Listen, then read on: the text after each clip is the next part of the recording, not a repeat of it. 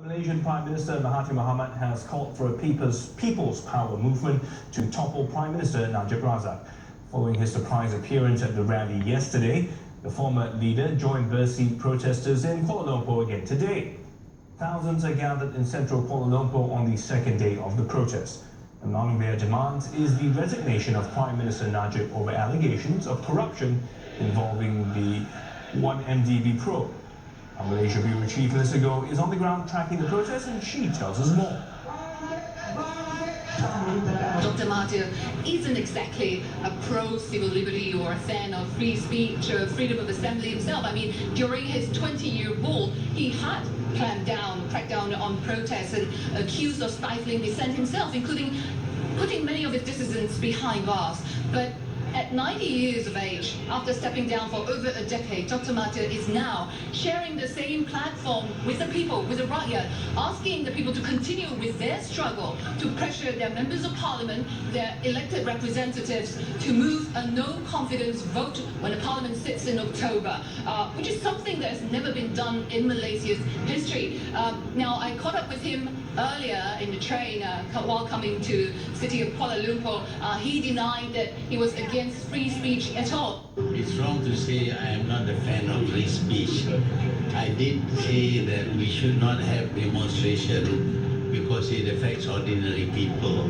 But because Najib has closed all avenues for redress, all legal avenues have been closed. That is why we have to resort to this kind of action. The Prime Minister claimed that while tens of thousands of people were out here and still out here rallying against him, there are millions. They're at home. They're not joining the rally because they are his supporters and they're supportive of his government. One analyst gave us her take on what impact the rally may have on the Malaysian government. Will this protest cause Prime Minister Najib to step down, as many of the protesters are asking, or will it encourage a vote of no confidence in Parliament?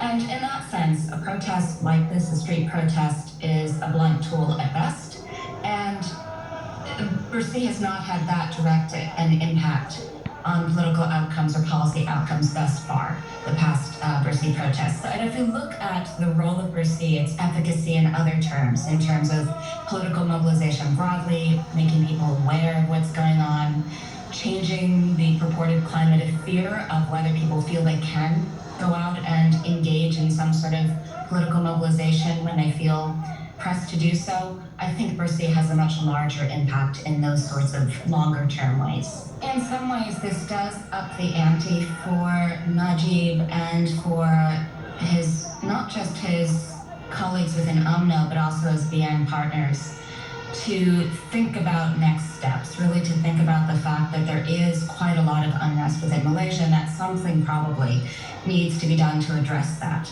Right, so in that sense, I do think that this helps to make more tangible the sense of frustration. The fact that Dr. Mahathir himself stepped off into the Bersih crowd helps to make that all the more clear.